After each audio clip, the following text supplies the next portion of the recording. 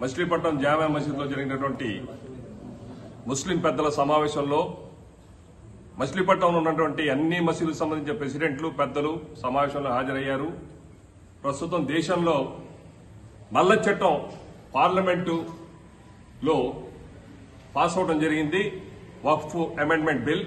దానికి వ్యతిరేకంగా మచిలీపట్నంలో ఉన్నటువంటి ముస్లిం పెద్దలందరూ అదేవిధంగా అన్ని ఆర్గనైజేషన్ సంబంధించిన ప్రముఖులు కూడా సమావేశమయ్యి రేపు అనగా 7/4/2025 పొద్దున 9 గంటలకు ఉదయం 9 గంటలకు బిస్మిల్లా ఫ్లవర్స్ మర్చెంట్స్ అసోసియేషన్ షాదీఖానా నుంచి గొప్ప బహిరంగ ర్యాలీ బయలుదేరి నిరసన ప్రదర్శనకు సంసిద్దమవుతున్నారు. కావున ముస్లిం సోదరులు అదేవిధంగా ఇతర మన హిందూ సోదరులు కానివ్వండి, క్రైస్తవులు కానివ్వండి, ఈ ర్యాలీకి సహకరించి ఈ నల్ల చట్టానికి వ్యతిరేకంగా ప్రదర్శన చేయవలసిందిగా మిక్కిలిగా ప్రార్థిస్తున్నాం.